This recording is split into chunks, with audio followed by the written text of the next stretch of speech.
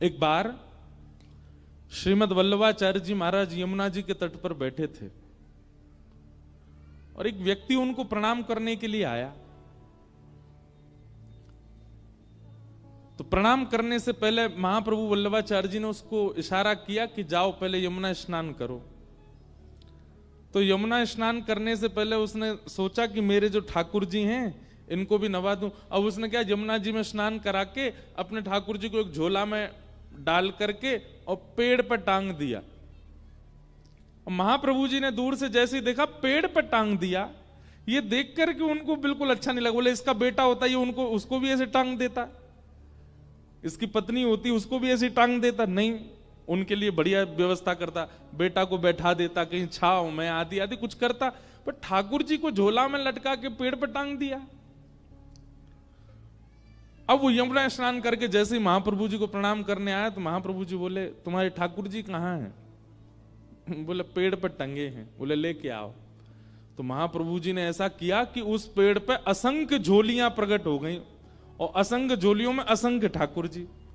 अब जैसे ही वो गया तो एक जैसी झोली और एक जैसी झोलियों में अनेक अनेक ठाकुर जी। महाप्रभु जी बोले तुम्हारे ठाकुर जी कौन से, ढूंढो इनमें से।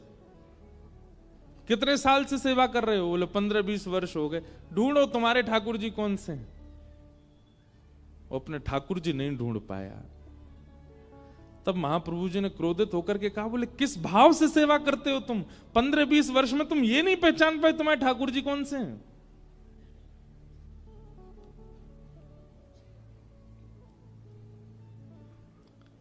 चैतन्य मानेंगे तो उनके प्रति भाव बनेगा। जड़ मानेंगे तो फिर ठाकुर जी भी जड़ ही बन जाते हैं। वो उनको भी आपसे कोई अभिप्राय नहीं होता। हमारे वृंदावन के एक ठाकुर हुए श्री मदन मोहन जी। कौन? जोर से बोलो, कौन? मदन मोहन। वृंदावन रसामृत पद सुना आप लोगों ने? उस वृंदावन रसामृत पद में दूसरे ठाकुर हैं श्री मदन मोहन। बिहरत निस दिन कुंज गलिन में ब्रज जन मन सुख धाम, मदन मोहन को रूप निरख सनातन बलि बलि जाए। गाएंगे, कथा के विश्राम में गाएंगे, आप लोग याद कर लेना। वैसे तो सब वैष्णवों को याद है, भारत में जहां भी हम जाते हैं सब सुनाते हैं।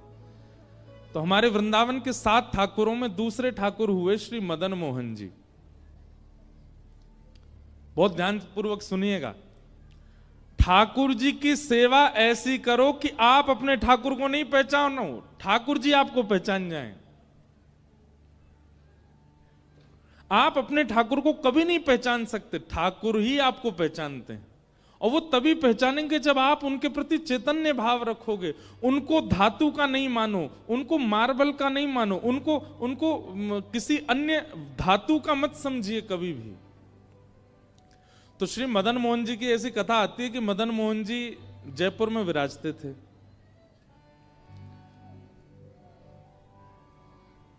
और वहां के राजा जो थे उनकी बेटी मदन मोहन जी की सेवा करती थी। तो पुत्री का जब विवाह निश्चित हुआ, बहुत ध्यानपूर्वक सुनिएगा, पुत्री का जब विवाह निश्चित हुआ तो बेटी ने अपने पिता से कहा, बोले पिताजी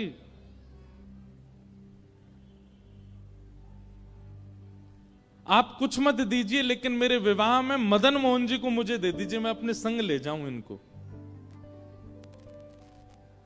तो पिता थोड़े से व्याकुल हो गए, बोले बिटिया तू कुछ भी मांग ले, मदन मोहन जी को मत लेके जा।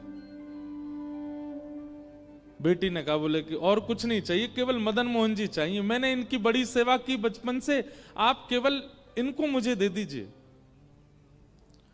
तो पिता और पुत्री दोनों ही सेवा के इतने लोभी थे। देखो, लोभ संसार में हो तो बुरा, सेवाओं में तो बुरा नहीं।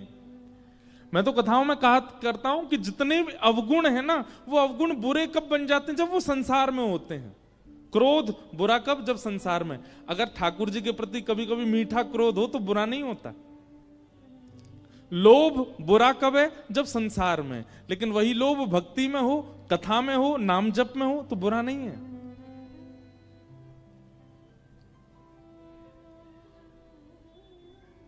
जितने भी दोष हैं वो संसार के प्रति जब होते हैं तभी बुरे हो जाते हैं, तभी पाप के भागी बनाते हैं, पर भक्ति में हो तो वही भगवत प्राप्ति करा देते हैं।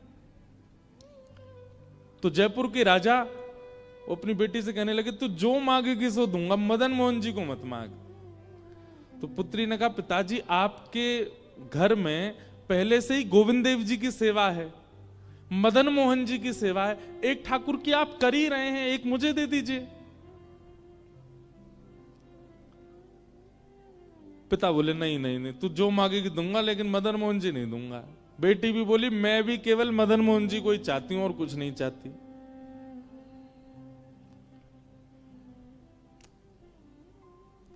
पिता ने कहा, चल ठीक है, एक काम करते हैं। बोले, क्या? मैं तेरे सामने 5 मूर्तियां रखूंगा और तेरी आंखों पे पट्टी बांधूंगा। अगर स्पर्श करके तूने बता दिया कि मदन मोहन जी कौन से, तो मदन मोहन जी को तू ले जाइयो, और स्पर्श करके भी अगर तू नहीं बता पाई तो फिर मदन मोहन जी मेरे पास ही रहेंगे। लेकिन उस पुत्री को पूरा भरोसा था कि मैं पहचान जाऊंगी मदन मोहन जी कौन से। राजा ने 5 स्वरूप तैयार करवाए, एक जैसी कदकाठी, एक जैसा इत्र, एक जैसी पोशाक, एक जैसी माला, एक जैसी पगड़ी, एक जैसे अलंकार, एक जैसी वंशी, बिल्कुल सब कुछ एक जैसा। कोई व्यक्ति पहचान ही नहीं पाएगा कि इनमें मदन मोहन जी कौन से हैं, 5 एक जैसे। और पुत्री से कहा, बेटी 5 स्वरूप तैयार हो गए, सुबह अब तुम्हारी परीक्षा होगी, अगर तुमने पहचान लिया तो मैं तुम्हें वचन देता हूं कि तुम्हारे दहेज में मदन मोहन जी जाएंगे। रात भर पुत्री बेचारी बड़ी परेशान, बोले कि कहीं मैं हार ना जाऊं, कहीं मैं चूक ना जाऊं, कहीं ऐसा ना हो कि मदन मोहन जी रह जाएं। रात भर प्रार्थना करती रही तो मदन मोहन जी उसके स्वप्न में आ गए, और स्वप्न में आकर के बोले, काय को चिंता कर रही है? बोले, मैं ये चिंता कर रही हूं कि ये 5 पिताजी ने एक जैसे बनवाए, मैं कैसे पहचानूंगी आप कौन से हो? मदन मोहन जी बोले, तू बिल्कुल चिंता मत कर, स्वप्न में बोल रहे हैं उसको। मदन मोहन जी बोले, तू जब 5 का स्वरूप देख रही हो, सब लोग इधर देखो, और विशेष रूप से आगे वालों से हमारी बहुत विनती है, बहुत सावधानी से सुनो, पीछे वाले बिल्कुल सावधानी से बैठे, आगे वाले भी बैठो।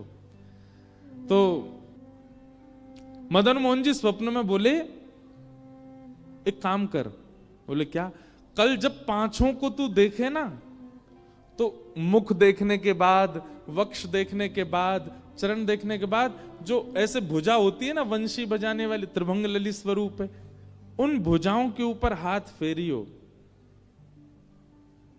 और बोले, देखते देखते जिस स्वरूप की उंगली खड़ी हो जाए समझ जाना वही मैं हूं, और तू पिता को बता दियो कि ये रहे मदन मोहन जी। ठाकुर जी ने क्या कहा? जिस स्वरूप की उंगली ऐसे खड़ी हो जाए तेरे स्पर्श से, तू बस पकड़ करके बोल दो, पिताजी यही मदन मोहन, वो मैं ही हूंगा। अब देखो इस कथा में क्या है कि भक्त ठाकुर जी को नहीं पहचान रहा है, ठाकुर जी भक्त को पहचानेंगे, ठाकुर जी भक्त के पास रहना चाहते हैं। सोचो, विचार करो कि उस राजा की पुत्री की भक्ति कैसे होगी कि ठाकुर जी अपने जड़ स्वरूप में उंगली खड़ी कर देंगे। इसका मतलब क्या है? ठाकुर जी जड़ हैं नहीं, ठाकुर जी चेतन नहीं है। ये तो हमारी भक्ति की न्यूनता, हमारी भक्ति स्वभाव की सूक्ष्मता है कि हमको उनमें जड़ का अनुभव होता है, हमको उनमें जड़त्व का अनुभव होता है।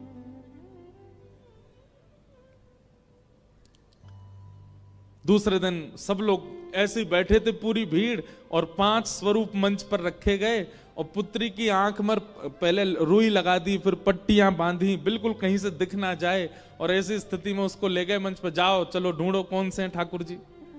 पहले स्वरूप को देखे, रूप एक जैसा, हाथ एक जैसे, पैर सब कुछ एक जैसा। स्पर्श करते करते जैसी उसने वास्तविक मदन मोहन जी को छुआ, सोई मदन मोहन जी ने अपनी उंगली उठा दी, और जैसी उंगली का स्पर्श किया उसने कहा, पिताजी ये हैं मदन मोहन लाल जी।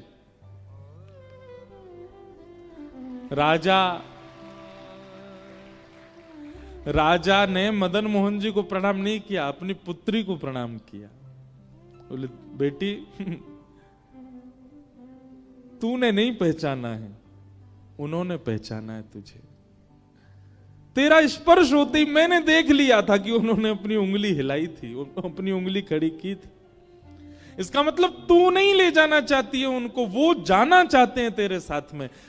तू ले जाना चाहती तो मैं नहीं देता, लेकिन वो जाना चाहते हैं इसलिए मैं नहीं रोकूंगा। और अपनी पुत्री का विवाह करके एक पालकी में पुत्री बैठ करके गई और दूसरे रथ में महाराज दहेज में ठाकुर जी मदन मोहन जी कहां गए? करौली, राजस्थान। राजस्थान में करौली, जहां आज भी मदन मोहन जी विराजते।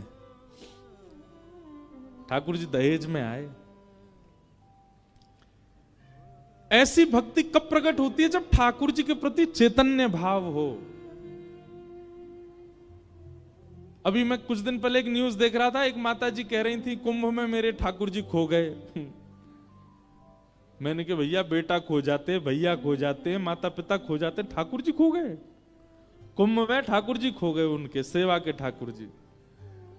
अब वो कह रही थी न्यूज चैनलों पे सब जगह मेरे ठाकुर जी कहीं मिल जाएं तो बताना। हम उन मां के प्रति संवेदना व्यक्त करते हैं, लेकिन एक बात हम यह भी स्पष्ट करते हैं कि यदि सेवक ने भाव से सेवा की होगी, सेवक ने बहुत प्रेम दुलार लाड़ किया होगा, ठाकुर जी स्वयं आ जाएंगे। ठाकुर जी जा नहीं सकते। हमारी बात को आप कहीं लिख लीजिएगा। ठाकुर जी जड़ इसलिए हैं, मुझे और आपको चुनौती दे रहे हैं। ठाकुर जी बोले तेरी भक्ति में सामर्थ्य हो, तुझ में सामर्थ्य हो तो तू मुझे चैतन्य बना के दिखा। मैं कथा में कहा करता हूं, एक खेल खेलते थे हम बचपन में।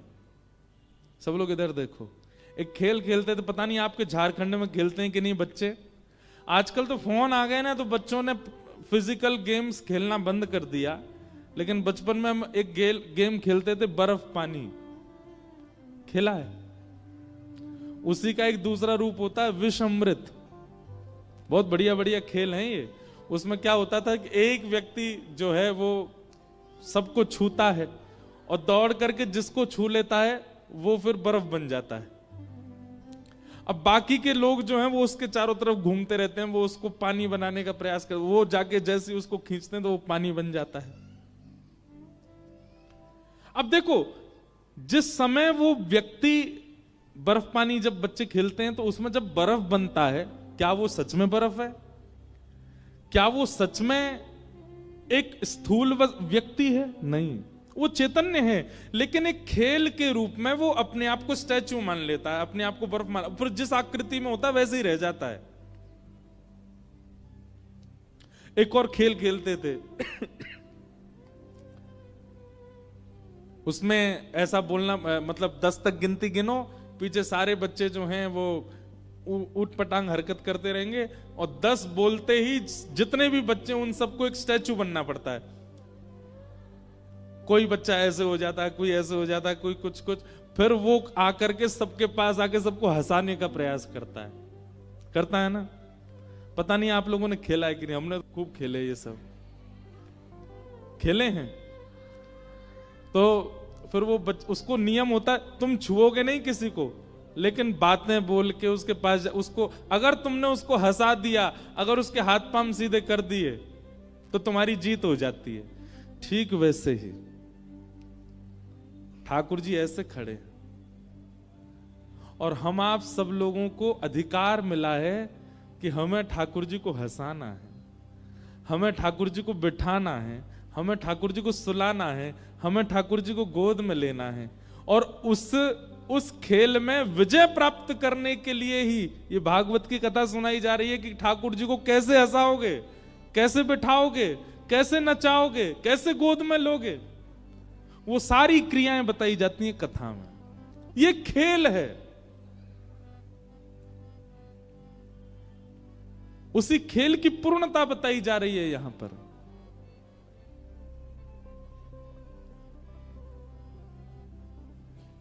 और अगर बालक उस खेल में उन मूर्ति बने हुए बालकों को नहीं हंसा पाता, नहीं हिला पाता, तो उसकी हार हो जाती है।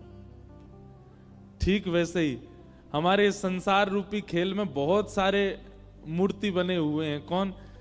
जगन्नाथ जी, बद्रीनाथ जी, द्वारिकाधीश जी, राधा रमण जी, राधा वल्लभ जी, बांके बिहारी जी, जब जाओ ऐसे ही खड़े मिलेंगे। लेकिन एक बात, मीराबाई को ऐसे नहीं दिखते थे ठाकुर जी। जब मीराबाई जाती थी मंदिर के कोने में खड़े हुए हुए, उसके रूप बदलते रहते थे, वो बातें करते रहते। दुनिया कहती कौन से बात कर रही है, पर उसके लिए ठाकुर जी ऐसे नहीं खड़े हैं। उसके लिए ठाकुर जी अलग अलग मुद्राएं बना रहे होते थे। उसके लिए ठाकुर जी ऊपर से बोल रहे होते थे।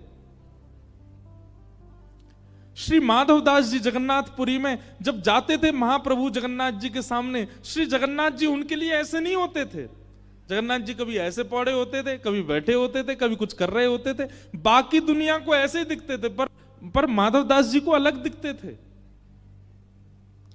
हमारे गोवर्धन में श्री गोविंद दास, दुनिया के लिए श्रीनाथ जी ऐसे खड़े रहते थे, पर गोविंद दास जैसे मंदिर में आते थे, ठाकुर जी मोती उठा के मारते थे गोविंद दास के ऊपर। इसका मतलब क्या है? ठाकुर जी जड़ नहीं है, ठाकुर जी चैतन्य है। एक भाव में कथा में गाया करता हूं, कन्हैया कन्हैया पुकारा करेंगे। इस भाव में ठाकुर जी चैतन्य कैसे बनेंगे, ये बात बताई गई है। लताओं में ब्रज की गुजारा करेंगे, कन्हैया कन्हैया पुकारा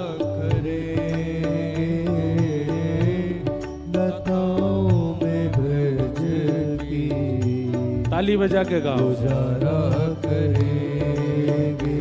ओ कन्हैया कन्हैया पुकारा करेंगे,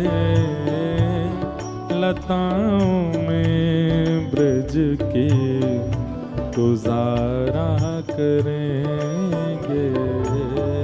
कन्हैया कन्हैया पुकारा करेंगे, लताओं में ब्रज की गुजारा करेंगे।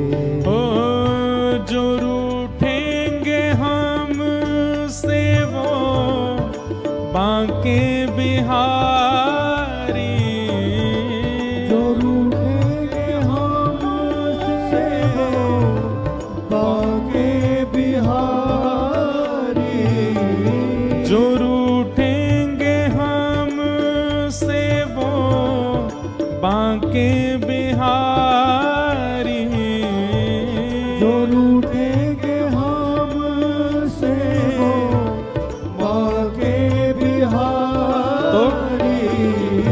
चरण पड़ उन्हें हम मनाया करेंगे, चरण पड़ उन्हें हम मनाया करेंगे। ओ चरण पड़ उन्हें हम मनाया करेंगे, चरण पड़ उन्हें हम मनाया करेंगे। कन्हैया कन्हैया पुकारा करेंगे, लताओं में ब्रज की गुजारा करेंगे। कन्हैया कन्हैया पुकारा करेंगे, लताओं में ब्रज की गुजारा करेंगे। श्री राधा रमण लाल की जय।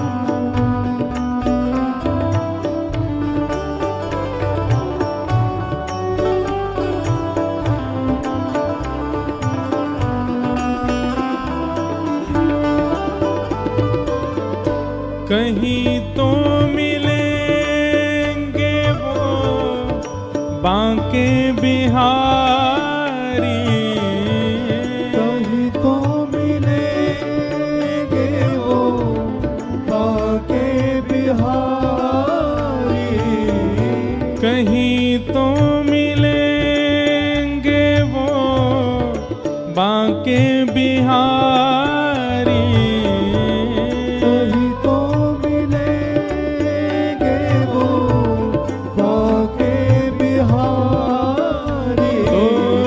चरण पड़ोगे हम मनाया करेंगे, चरण पड़ोगे हम मनाया करेंगे। हाँ, चरण पड़ोगे हम मनाया करेंगे, चरण पड़ोगे मनाया करेंगे।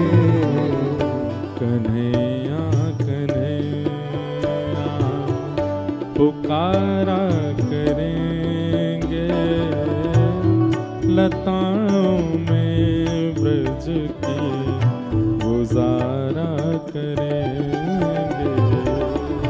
कन्हैया कन्हैया पुकारा करेंगे, लताओं में ब्रज की गुजारा करेंगे।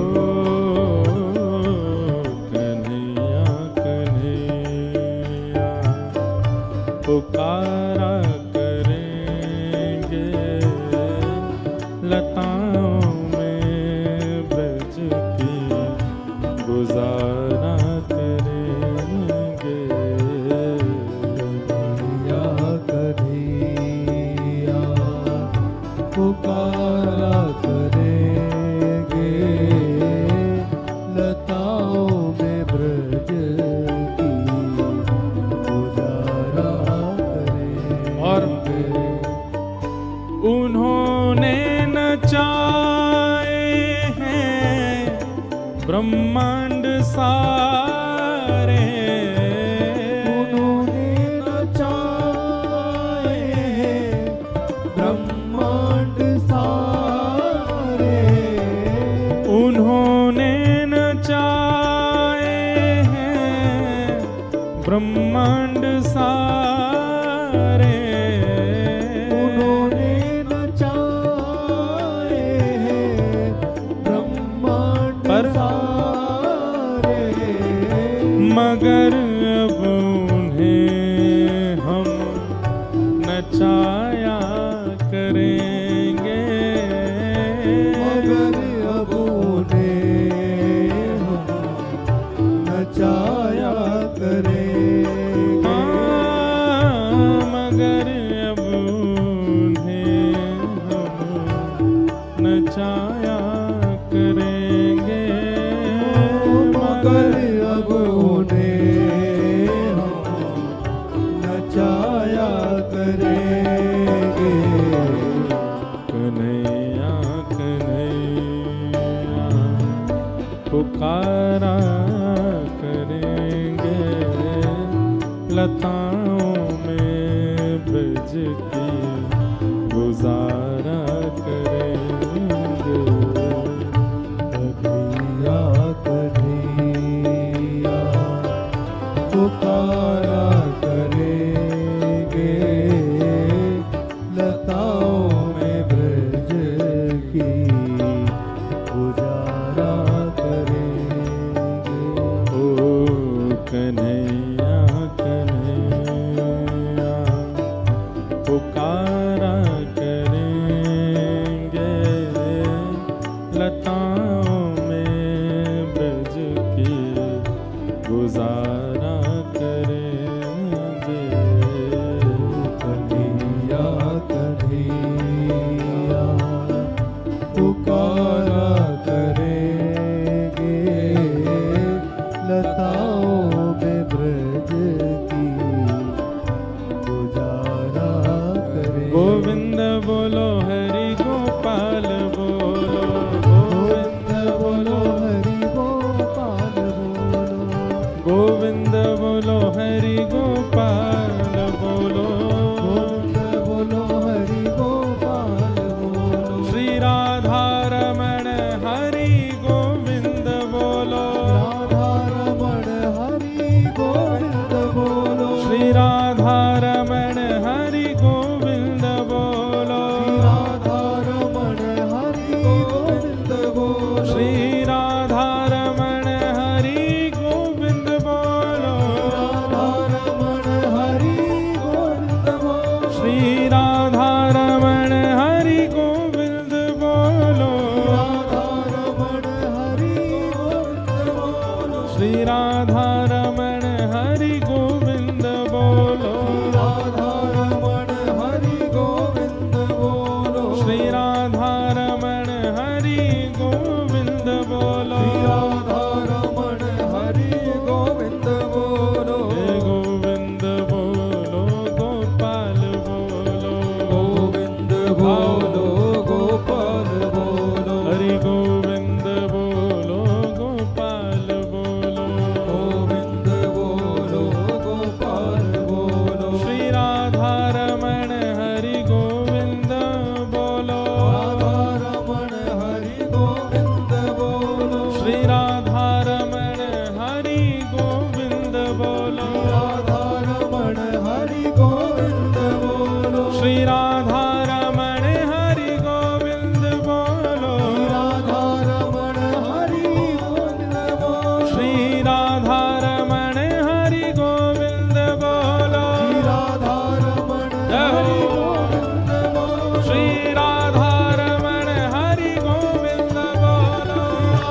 रमण हरि गोविंद बोलो, श्री राधा रमण हरि गोविंद बोलो, राधा रमण हरि गोविंद बोलो, श्री राधा रमण हरि गोविंद बोलो, राधा रमण हरि गोविंद बोलो, श्री राधा रमण हरि गोविंद बोलो, राधा रमण हरि गोविंद बोलो, श्री राधा रमण हरि गोविंद बोलो, राधा रमण हरि जय जय श्री राम, जय जय श्री राम, जय जय श्री राम।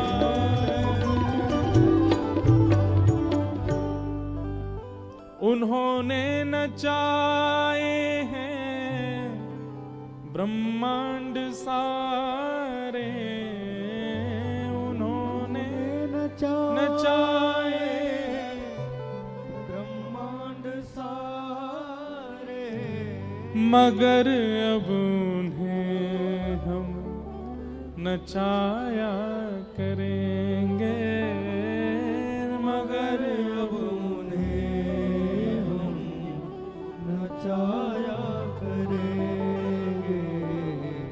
किस भाव में? जैसे एक राजा की पुत्री मदन मोहन लाल जी से कहती है कि उनको जाना है साथ में, दहेज में लेके जाना है, तो ठाकुर जी अपनी उंगली हिला रहे हैं। गोपाल भट्ट गोस्वामी की भावना गूंज कम कीजिए, तो श्री ठाकुर जी शालिग्राम से प्रकट हो गए।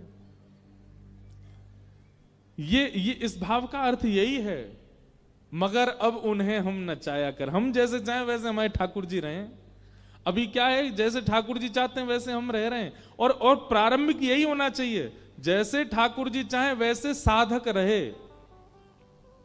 लेकिन कुछ समय बाद फिर वो जैसे चाहता है वैसे ठाकुर जी रहने लग जाते।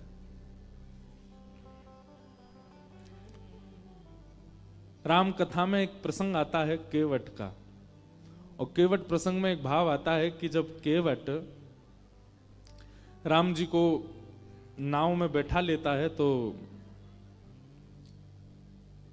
लेकर के जैसे ही पल्ली पार जाने लग जाता है, तो बीच रास्ते में ही, बीच नदी में पहुंचते ही केवट नाव वापस घुमा लेता है। लक्ष्मण जी कहते हैं, ए भाई क्या कर रहे हो, वापस क्यों लेके जा रहे हो? केवट कहता है, बोले चालक कौन है, मैं कि आप? बोले तुम हो। तो बोले तो फिर मेरे पे विश्वास रखो ना, मैं जैसे चला रहा हूं मुझे पता है ना नदी का क्या कैसे वेग है, कब कहां कैसे लेके जाना है, इसलिए मुझे मत सिखाइए। वापस लेके जाने लगा, फिर घुमा करके फिर छोड़ पहुंचाने लगा, फिर जैसे ही छोड़ आने वाला होता था तुरंत घुमा लेता था। सीता जी भी थोड़ी सी परेशान तो हो गई, लक्ष्मण जी तो नाराज ही हो गए, लेकिन 2-4 बार में जैसे ही बार बार घुमा लाता, नहीं छोड़ता पल्ली पार, तो अब की बार राम जी बोले, ए भाई ये क्या कर रहे हो तुम, इतनी देर हो गई, तुम क्यों बीच में हमको घुमा रहे हो, छोड़ दो ना पल्ली पार। केवट कहता, बस 3-4 बार में थक गए आप, और आप जो हमको 84 लाख बार नचाते रहते हो सब जगह, उसका क्या? कभी हमको कुछ बनाते हो, कभी कुछ बनाते हो, कभी बस इतने में ही हो गया, 4 बार में ही पसीना आ गया आपको। कभी मछली बनाते हो, कभी कुकर बनाते हो, कभी सूकर बनाते हो, कभी बिल्ली बना देते हो, कभी छिपकली बनाते हो, ना जाने कैसी कैसी योनियों में हमको नचाते रहते हो। हमने 4 बार बीच भंवर में क्या घुमा दिया, पसीना छूट गए आपके। उन्होंने नचाए हैं ब्रह्मांड सारे, मगर अब उन्हें हम नचाया करेंगे, कन्हैया कन्हैया पुकारा करेंगे, लताओं में ब्रज की गुजारा। एक बार 6-7 साल पहले हमारी कथा हुई नेपाल में, काठमांडू में। तो वहां पे एक भक्त हमको मिले, तो कुशा होती है ना, कुशा का एक ऐसा छोटा सा एक बना हुआ था पात्र, और ऊपर से भी कुशा के पात्र से ही वो ढका हुआ था। तो वो लाए, बोले महाराज जी मेरे गोपाल जी के दर्शन करो। तो मैंने वो हटाया, तो उसके भीतर छोटे से गोपाल जी, और उनके अंदर मैंने एक अद्भुतता देखी, छोटे से लड्डू गोपाल, और उनके पाम में एक धागा बंधा था, और उस धागे से गैया बंध रही थी छोटी सी। मैंने की भैया भगत जी इधर आओ, बनी ये क्या है, तुमने एक तो कुशा के सूखी घास के पात्र में तुमने ठाकुर जी धर रखे हैं, ऊपर से मैं तुमने पाम से गैया क्यों बांध रखी है? तो उनके नेत्र सजल हो गए, बोले महाराज जी हम ज्यादा धनवान नहीं हैं, हमारी स्थिति ऐसी है कि हमको कोई कुछ दे देता है तो हम पा लेते हैं। हमारे मन में ऐसा भाव आया कि हमारी स्थिति तो ऐसी कि 4-4 दिन तक भी कई बार भूखा रहना पड़ता है, पर ठाकुर जी से हमारा बहुत प्रेम है, ठाकुर जी की हम बहुत सेवा करते हैं, पर इनको राग भोग श्रृंगार 3 चीजें प्रिय, हम इनका भोग नहीं लगा पाते। इसलिए हमने भावना रखी है, एक छोटी सी गैया हमको किसी ने दे दी, तो वो गैया हमने भीतर छोड़ रखी है, और हमने लाल जी से कह रखा है जब जब आपका मन हुआ करे तब आप इनका जो है दूध पी लिया कीजिए, और हमें छोड़ के मत जाइएगा, भले ही चाहे गैया के दूध से ही पेट भर लो, हमें छोड़ के मत जाना कभी। और वो क्या बोले पता है, आपको सुन के आश्चर्य होगा, बोले महाराज जी ठाकुर जी के लिए भोग तो मैं रोज नहीं लगा पाता, पर रोज थोड़ी बहुत घास तोड़ करके गैया के सामने डाल देता हूं भीतर। मैंने क्यों? बोले गैया पालेगी तो दूध बनेगा, ठाकुर जी दूध पी लिया करेंगे। मैंने कहा भैया तेरी भावना। हमने कही भाई हो सकता है 56 भोग लगाने वाले को छोड़ के चले जाए, पर तुझे छोड़ के नहीं जाएंगे ठाकुर जी, तुम्हारी जो भावना है। न एक किसी धातु की गैया को वो घास खिलाते ताकि गैया का दूध बने, ठाकुर जी पी ले। और पांव से इसलिए बांध रखी कहीं गैया नहीं भाग जाए। कहीं गैया भाज गई, ठाकुर जी भूखे रह गए तो ठाकुर जी भी चले जाएंगे। भाव के वश में है भगवान, भाव के वश में है भगवान। ठाकुर जी व्यवस्था से नहीं आते, ठाकुर जी आपके धन से नहीं आते, ठाकुर जी आपके रूप से नहीं आते, ठाकुर जी आपकी सुंदरता से नहीं आते। ठाकुर जी तो केवल आपके भाव से आएंगे, रुकेंगे। तो अब मेरे पीछे जो स्वरूप है ठाकुर जी का, गोपाल जी, अभी ये कैसे हैं? ऐसे ही खड़े रहेंगे। लेकिन आपकी भावना सुंदर होगी तो इन 7 दिनों में आपको इनकी पलक झपकते हुए दिख जाएगी। आपकी भावना शुद्ध होगी तो ये इसके अलावा ऐसी मुद्रा में भी दिख जाएंगे। आपकी भावना शुद्ध होगी तो गैया से गले लगे हुए भी दिख जाएंगे। ठाकुर जी कहीं भी जड़ नहीं है, हमारी भावना जड़ है, इसलिए ठाकुर जी हमको जड़ दिखाई देते हैं। ठाकुर जी सब जगह चैतन्य रूप में। वो चैतन्य रूप कैसे दिखे, वो चैतन्य दृष्टि कैसे दिखे, वो कथा सिखाती, वो कथा दिखाती। तो भगवान पहला रूप क्या है? सत्य। और दूसरा रूप क्या है? चैतन्य। और ठाकुर जी का तीसरा रूप क्या है? आनंद। ठाकुर जी आनंद है। अच्छा, मुझे ऐसा लगता है ठाकुर जी को देखने के बाद देखने वाला आनंद रूप में आ जाता है। अगर कोई व्यक्ति अति आनंद में दिखाई दे रहा हो, समझ जाइयो या को ठाकुर जी मिल गए हैं, यही हमारे इतना आनंद में है। अच्छा, आनंद वाले व्यक्ति का स्वरूप स्वभाव क्या है? बहुत ध्यान से सुनिएगा। सुखी व्यक्ति और आनंदित व्यक्ति, इन दोनों में अंतर क्या है? जिसको देख करके आपके चित्त में भी शीतलता का अनुभव होने लग जाए, जिसको देख करके आपको प्रसन्नता होने लग जाए, जिसको देख करके आपका मुखमंडल प्रसन्न हो जाए, जिसको देख करके आप अपनी चिंताएं, अपने संकटों को भी भूल जाओ, समझ जाना वो आनंदित व्यक्ति है। जिसको देख करके केवल प्रसन्नता हो रही है, बाकी सारी स्थितियां यथावत हैं, वो सुखी व्यक्ति है। अच्छा, दूसरी बात, सुखी व्यक्ति देह से भी ठीक होगा, मस्तिष्क मानसिक भी ठीक होगा, बुद्धि से भी ठीक होगा, दिखने में भी ठीक होगा, तभी सुखी कर पाएगा। पर आनंद देने वाला व्यक्ति वो कई बार स्वयं रोग से होगा, वो कई बार स्वयं पीड़ा में होगा, पर उसकी उपस्थिति आपको आनंदित कर देगी। यह आनंद वाले व्यक्ति का लक्षण।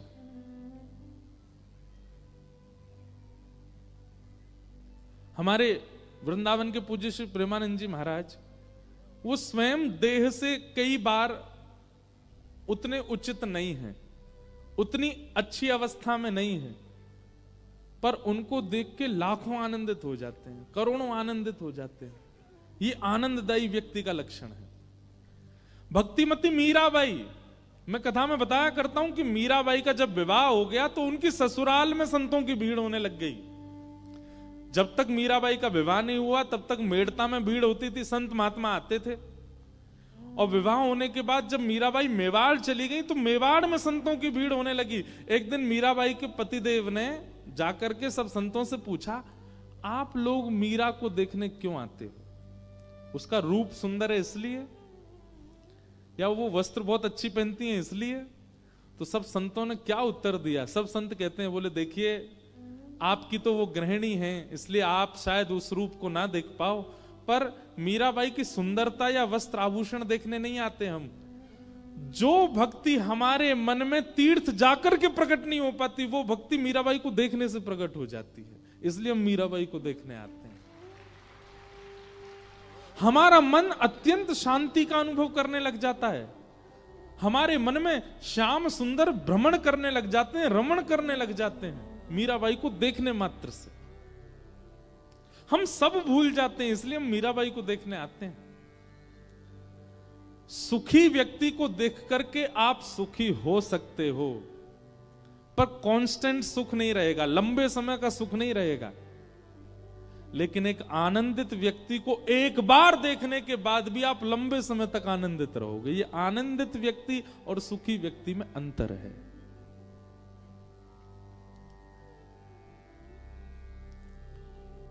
दूसरी बात, सुखी और आनंदित व्यक्ति में और अंतर क्या है? अभी ठाकुर जी की बात नहीं हो रही, केवल भक्तों की बात हो रही है।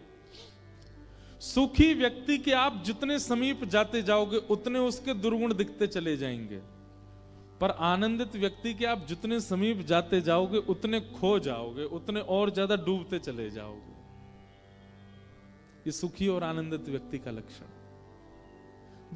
तीसरी बात, सुखी व्यक्ति संसार की व्यवस्थाओं में घिरा हुआ होगा और संसार से ही आपको सुखी कर रहा होगा। जैसे कि कोई एक्टर, जैसे कि कोई गायक, जैसे कि कोई इन्फ्लुएंसर, वो जब तक संसारी साधन उसके पास नहीं होगा वो आपको सुखी नहीं कर पाएगा। एक्टर के पास मेकअप नहीं हो, बिना मेकअप के मंच पे आ जाए सब भाग जाएंगे, कोई नहीं देखेगा उसको। ऐसे ही कोई इन्फ्लुएंसर, उसके पास में अगर संसारी कैमरा नहीं है, वो नहीं है, जो भी होते हैं उनके पास में वो सब नहीं है, तो वो आपको सुखी नहीं कर पाएगा। पर आनंदित व्यक्ति पेड़ की छांव के नीचे बैठेगा, आपको भी बैठा लेगा, आपको वहीं आनंदित कर देगा। उसको संसारी व्यवस्थाओं की आवश्यकता नहीं। सुखी और आनंद। और भैया अंतिम बात, सुखी व्यक्ति जो घोर संसारी है और आनंदित व्यक्ति जो घोर राधा रमण जी का है, वही है आनंद। जो घोर राधा रमण जी का, घोर राधा रमण जी का मतलब चलत कृष्ण, सोवत कृष्ण, उठत कृष्ण, इत कृष्ण, उत कृष्ण, आगे कृष्ण, पाछे कृष्ण, कृष्ण कृष्ण कृष्ण, सब जगह कृष्ण।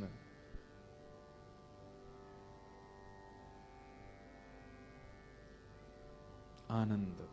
तो भगवान का तीसरा रूप क्या है? आनंद।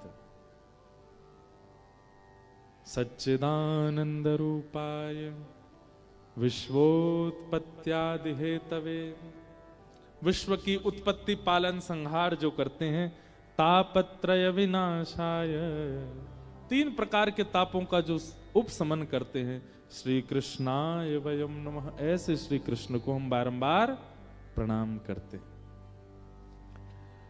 आगे बंधुओं, अब यहां से महात्म की चर्चा शुरू होती है। नैमिषारण्य क्षेत्र में 88,000 सौनकादि ऋषि बैठे थे, बहुत ध्यान से सुनिएगा। और उन 88,000 सौनकादि ऋषियों ने मानव कल्याण के लिए यज्ञ करना प्रारंभ किया, लेकिन उस यज्ञ से कोई लाभ नहीं मिला। तब वहां पर सूत जी का आगमन हुआ और 88,000 सौनकादि ऋषियों ने सूत जी महाराज से पूछा कि मानव कल्याण कैसे होगा, कृपा कर हमें इसका साधन बताओ। तब सूत जी महाराज ने भागवत जी की महिमा कही। बोले भैया मानव कल्याण भागवत जी से हो सकता है। तब 88,000 सौनकादि ऋषियों ने कहा महाराज ये भागवत जी क्या हैं, और ऐसा इन भागवत जी में क्या है जो अन्य साधनों में नहीं है, कृपा कर इन भागवत जी की महिमा हमको बताओ। तब सूत जी महाराज भागवत जी की महिमा बताते हैं। एक बार की बात है, नारद जी महाराज पृथ्वी पर आए। क्यों आए? क्योंकि पृथ्वी की बड़ी प्रशंसा होती है देवलोकों में। देवता आपस में बहुत प्रशंसा करते हैं पृथ्वी की। अरे भैया पृथ्वी बहुत अच्छी, क्यों? अरे वहां पर वृंदावन नाम का एक धाम है, वहां पर यमुना जैसी नदी बहती है, यहां पर कुंभ लगता है, सब लोग प्रयाग संगम में स्नान करते हैं। पृथ्वी बहुत अच्छी है, क्यों? यहां बद्रीनाथ है, यहां जगन्नाथ है, यहां द्वारिकानाथ है। पृथ्वी बहुत अच्छी है, क्यों? यहां पर दिव्य दिव्य संत कथाएं होती रहती हैं, सत्संग होता है, संकीर्तन होता है। ये सब स्वर्ग में नहीं होता, इसलिए देवताओं को पृथ्वी बहुत अच्छी लगती है। एक दिन नारद जी ने विचार किया पृथ्वी इतनी अच्छी है, चलो मैं दर्शन करके आता हूं। लेकिन पृथ्वी पर आते ही नारद जी महाराज को क्या दिखा कि अहम तो पृथ्वीं यातो ज्ञात्वा सर्वोत्तमामिति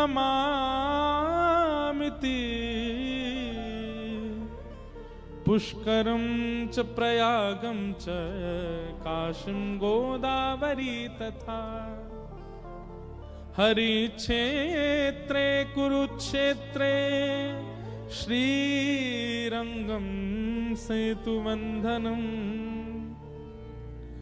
एवमादिषु तीर्थेषु ब्रह्माण्डतस्ततः।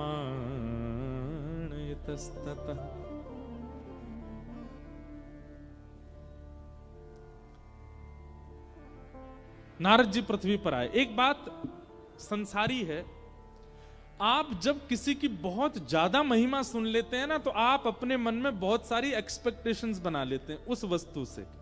जैसे हमको मान लो किसी ने कहा महाराज जी रांची की कचौड़ी बहुत अच्छी, अब यहां मिलता क्या वो तो हमें अभी नहीं पता। किसी ने हमसे कहा मान लीजिए रांची की कचौड़ी बहुत बढ़िया है, अब वो जब मिलता तब हमको यही कहता उसकी आलू की सब्जी ऐसी, उसमें हींग ऐसा पड़ा होता महाराज, मिर्च ऐसी होती है कि पूरा जो है शरीर झन्ना जाए, और महाराज कचौड़ी ऐसी देसी घी में बनी। अब वो इतनी प्रशंसा कर चुका है कि मेरे मन में एक उम्मीद जग चुकी है उस वस्तु के प्रति, बहुत अतीत में।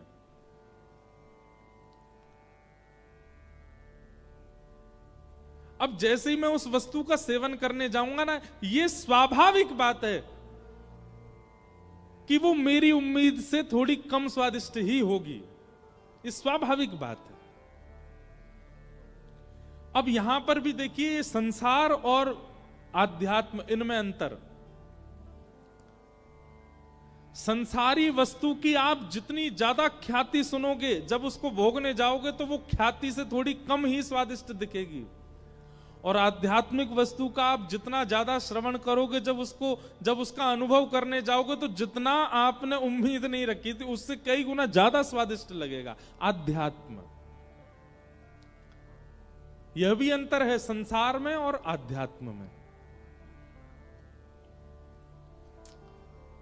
हमने वृंदावन का यश गाया, वृंदावन ऐसा, वृंदावन ऐसा, वृंदावन के ब्रजवासी ऐसे, वृंदावन के बंदर ऐसे, वृंदावन की यमुना जी ऐसी, वृंदावन के संत ऐसे। अब इतना आपने वृंदावन सुन लिया, जब आप पहली बार वृंदावन जाओगे, अगर वास्तव में शुद्ध भावना से जाओगे, तो आपने जितना सुना उससे कई गुना ज्यादा आपको वृंदावन मिलेगा। लेकिन वहीं आपसे प्रशंसा कर दी जाए, विदेश में फलाना देश इतना अच्छा है, ऐसा है, ऐसा है, ऐसा है। कभी अनुभव करके देख लेना, आप जब आप जाओगे ना उस संसारी जगह पे, थोड़ा उसको आप कम ही पाओगे अपनी स्थिति से।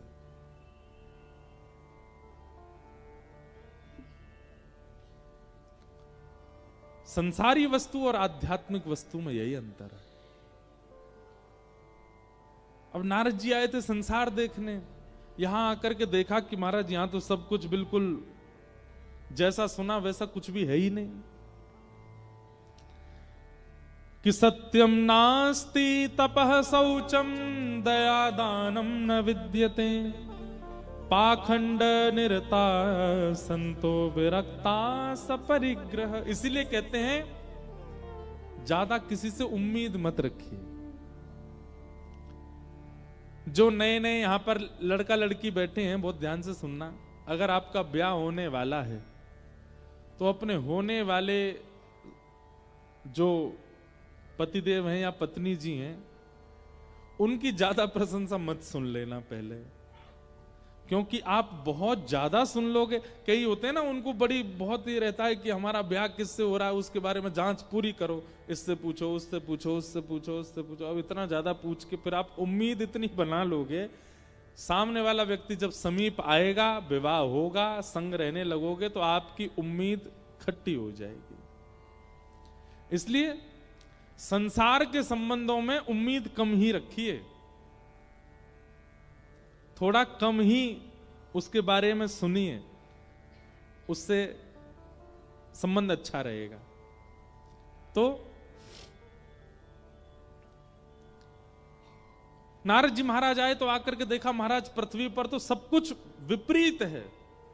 भागवत जी में बहुत सुंदर वर्णन, सत्यम नास्ति, यहां के लोग सत्य नहीं बोलते। हमारी माने तो आप 1 महीना पहले दिन से लेकर के और 30 तारीख तक अपने आप से अनुभव कीजिए कि आप कितनी बार सत्य बोलते हैं। अच्छा, सत्य का मत कीजिए, एक काम कीजिए, काउंटर ले लीजिए, एक मशीन आती है, मशीन रखिए और वो मशीन अपने पास रख के आप जब जब असत्य बोलते हैं तब तब उसका बटन दबाइए, पूरी सावधानी से, नाटक नहीं करना है, जिम्मेवारी से। और 30 तारीख को उस मशीन को देखिएगा आप, तब तक देखना नहीं आंकड़ा कितना पहुंचा। आप स्वाभाविक महीने में जितना झूठ बोलते हैं स्वाभाविक से 50% कम बोलेंगे, क्योंकि एक मशीन है ना आपके पास। आप जब भी झूठ बोलने जा रहे होगे आपको संकेत होगा मुझे मशीन में काउंट करना पड़ेगा, तो झूठ नहीं बोलोगे। लेकिन उसके बाद भी आप आंकड़े देख करके हैरान हो जाओगे कि मैंने 1 महीने में इतना झूठ बोला है। हमारा स्वभाव बन चुका है असत्य। एक दिन भी बिना असत्य बोले हमारा नहीं निकलता, चाहे मजाक में सही हम बोलते हैं। सत्यम नास्ति। फिर आगे लिखा है तपह नास्ति, भजन नहीं करते हम लोग, खाना पूर्ति करते हैं। तपह नास्ति।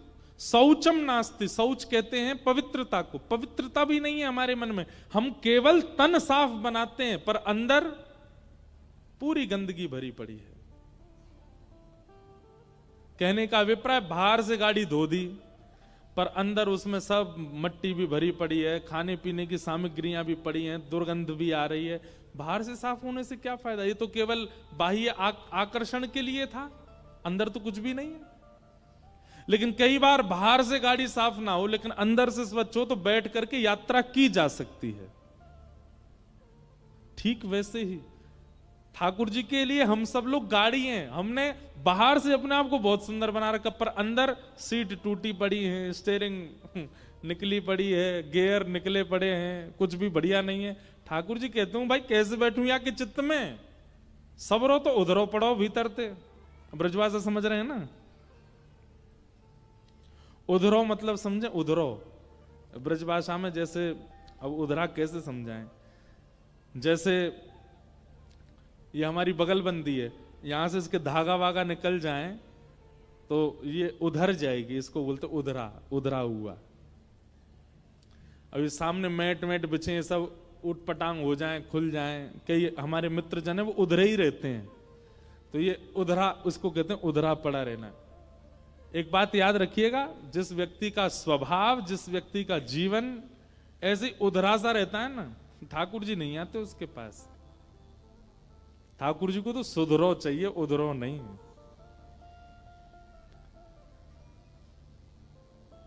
तो ठाकुर जी बाहर से देखते हैं क्या बढ़िया महाराज, सुंदर जो है, क्या है वो, क्या लगा रखा है, बोरो प्लस लगा रखी है, जे लगा रखा है। बाहर से तो बढ़िया डिओड्रेंट परफ्यूम महक रहा है, बिल्कुल चटकदार कपड़े पहन रखे हैं, लेकिन भीतर शौचम नास्ति, पवित्र नहीं है। ठाकुर जी नहीं बैठते। तपह नास्ति, दानम नास्ति, शौचम नास्ति, कुछ भी नहीं है। कैसे हम लोग मंदा सुमंद मतयो, हमारी बुद्धि कैसी है, बोले मंद है। जिस कार्य को श्रेष्ठता से किया जा सकता है, हम लोगों की बुद्धि ऐसी चलती है कि इसको, अब देखो जैसे कुंभ में संगम स्नान है, अब सब लोग अपने अपने आंकड़े लगा रहे हैं संगम में कैसे नहाया जाए। कोई कह रहा वहां से कूद जाओ तो नहा लोगे, कोई कह रहा यहां से नाव में बैठ के चले जाओ तो नहा लोगे, कोई कह रहा यूं कर लो यूं, सब अपनी अपनी बुद्धि लगा रहे हैं। अरे भैया, आज मैंने कहीं सुना, वो सुबह उसमें आ रहा था सोशल मीडिया पे, बोले लोग गलत कर रहे हैं, यमुना जी में क्यों नहा रहे हैं, अरे नहाना है तो संगम में नहाइए या गंगा जी में नहाइए, यमुना जी में। अरे नहीं, हमने एक कथा में भी कहा, तीर्थ का मतलब होता है केवल तीर्थ, वह स्पेसिफिक जगह नहीं होती है, जहां बिहारी जी विराज रहे हैं वही मंदिर ही वृंदावन नहीं है। जहां पर यमुना जी बह रही हैं वही वृंदावन नहीं है। 84 कोस दूर दूर तक पूरा वृंदावन है। आप किसी वृक्ष को भी प्रणाम करके चले जाओगे तो बिहारी जी के प्रणाम के समान ही फल मिलेगा। आप संगम में जाकर के चाहे यमुना जी में नहा लीजिए, गंगा जी में नहा लीजिए, किसी भी घाट किसी भी कोने में स्नान कर लीजिए, आपका अमृत स्नान ही माना जाएगा। पर लोगों में होड़ लगी नहीं, जहां 2 धार मिल रही है वहीं नहाना है हमको। तो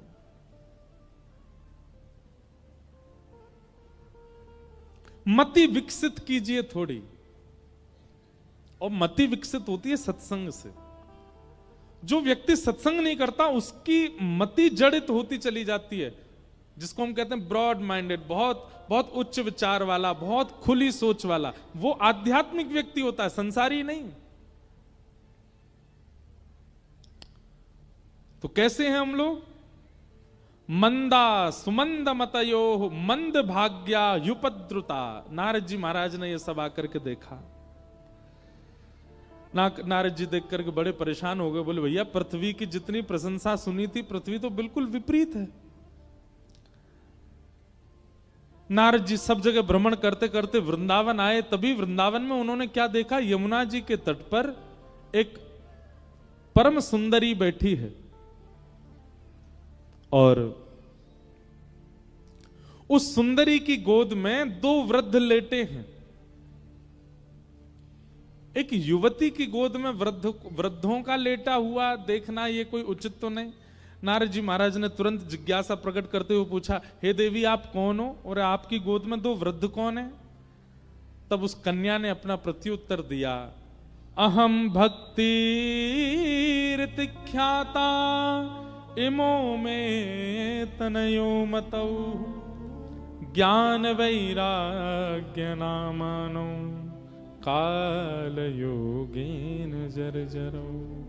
मैं भक्ति, मेरा नाम भक्ति है, और ये दोनों मेरे पुत्र हैं ज्ञान और वैराग्य। मुझे सब भजते हैं, भक्ति सबके चित्त में है, पर ज्ञान और वैराग्य नहीं है। इसी कारण मैं तो युवा हूं क्योंकि मुझे सब चाहते हैं, पर मेरे वृद्ध बालक हो चुके हैं क्योंकि इनको कोई नहीं चाहता। मैं अपनी कथाओं में कहा करता हूं बंधुओं, भक्ति पथ पर चलने के बाद भी, भक्ति मार्ग पर आ जाने के बाद भी हम निराश क्यों हैं, हम हताश क्यों हैं, हम उदास क्यों हैं? क्योंकि भक्ति के पुत्र ज्ञान और वैराग्य हमारे पास नहीं है। केवल भक्ति है, ज्ञान नहीं है। एक भक्त था, गोपाल जी की सेवा करता था। किसी ने उसको जाके कहा, ए भाई तू गोपाल जी की सेवा कब से कर रहा है? बोले हो गए 7-8 साल हो गए। बोले 7-8 साल में भी तू आज भी छोटे से घर में ही रहता है, तेरा ना तो व्यापार बढ़ा, तेरा ना धन की वर्धन हुआ, ना तू घर बना पाया। उस व्यक्ति को लगा हाँ बात तो सही है।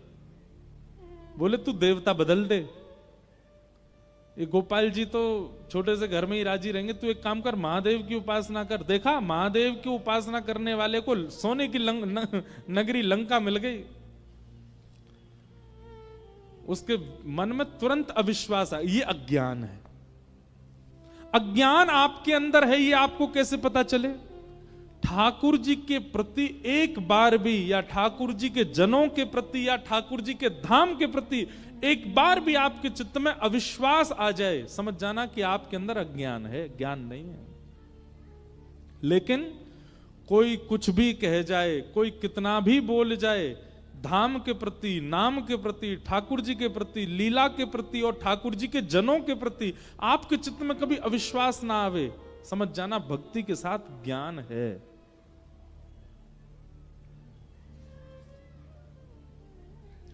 हमारे भगवान श्री कृष्ण हमारे वृंदावन चंद के ऊपर बहुत प्रश्न उठाते हैं कई पढ़े लिखे लोग, पर उनको अज्ञानी ही कहते हैं। हमारे यहां तो कहते हैं गमार, गमार हैं ये। या जाने कहां गमार, प्रेम नदिया की सदा उल्टी बहे धार। तो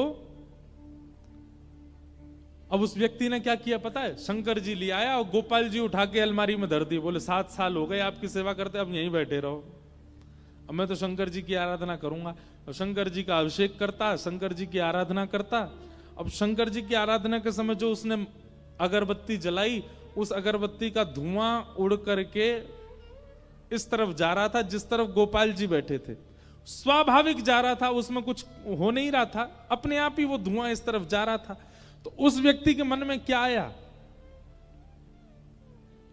बोले 7 साल इनकी पूजा करी, आज तक कभी सुख दिया नहीं, अब शंकर जी की सेवा कर रहा हूं तो अगरबत्ती का धुआं भी स्वयं ले जा रहे हैं, स्वयं सूंघ रहे हैं।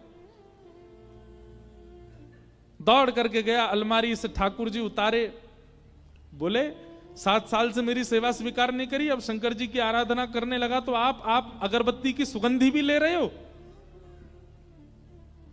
ठाकुर जी प्रकट हो गए और प्रकट होकर के बोले 7 साल में तूने ऐसा कभी विचार किया ही नहीं कि मैं सूंघता भी हूं, आज सोचा इसलिए प्रकट हुआ मैं। तूने कभी विश्वास किया ही नहीं था कि मेरी नासिका भी है, आज पहली बार सोचा तूने कि हाँ मेरी नाक है, मैं सूंघता भी हूं। भक्ति तो बंधु हम सबके चित्त में है, पर ज्ञान नहीं है। और क्षमा कीजिएगा, ज्ञान का मतलब बहुत जानकारियां होना नहीं होता।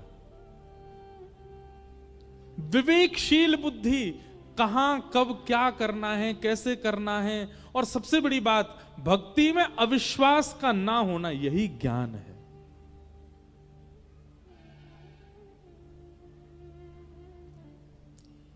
आपकी भक्ति में, आपकी सेवा में, आपके गुरु के प्रति, धाम के प्रति, तीर्थ के प्रति आपके चित्त में जो अविश्वास प्रकट होता है, वही अज्ञान। मीराबाई कभी यूनिवर्सिटी नहीं गई, किसी विद्यालय में नहीं गई पढ़ने, पर मीराबाई अपने जीवन काल के विश्राम दिवस तक ठाकुर जी के प्रति अनन्य भाव से रहती थी, श्रद्धा रखती थी, पूर्ण समर्पण रखती थी, अविश्वास नहीं था, इसलिए महाज्ञानी है मीरा।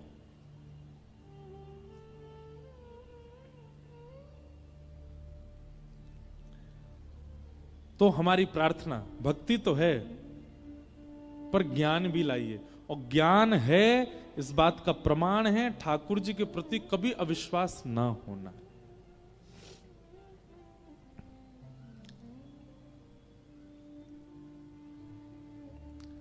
तो भक्ति के 2 पुत्र हैं, ज्ञान और वैराग्य। दूसरे पुत्र का नाम क्या है? वैराग्य। वैराग्य का मतलब क्या है? अपनी इच्छाओं का त्याग करना ही वैराग्य कहलाता है। साधक व्यक्ति, भक्त व्यक्ति अगर अपने वस्त्रों को साधारण नहीं बना पा रहा, अपनी रहनी को साधारण नहीं बना पा रहा, अपने खान पान को साधारण नहीं बना पा रहा है, तो भक्त नहीं है। ये बात आप थोड़ी मान लीजिएगा हमारी। आप भक्ति मार्ग में जब आएंगे तो आप कई अपनी इच्छाओं का त्याग कर दोगे। आपको बड़ी गाड़ी में बैठाया गया कि छोटी गाड़ी में बैठाया जाए, इससे कोई फर्क नहीं पड़ेगा आपको। आपको पहनने के लिए 30,000 के कपड़े मिले कि 300 के कपड़े मिले, इससे फर्क नहीं पड़ेगा। आपको पाने के लिए 56 भोग मिले कि केवल सूखी दाल, सूखी रोटी मिली, इससे फर्क नहीं पड़ेगा। आपके लिए तन ढकना आवश्यक होगा, ब्रांड हो यह जरूरी नहीं होगा। आपके लिए सफर करना आवश्यक होगा, गाड़ी बड़ी हो यह जरूरी नहीं होगा।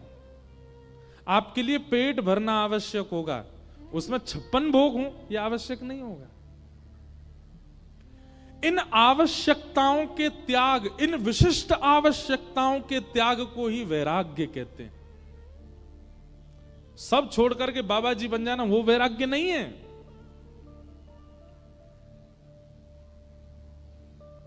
जो मिल जाए उसमें प्रसन्न है, जैसा मिल जाए उसमें प्रसन्न है, ये वैराग्य है।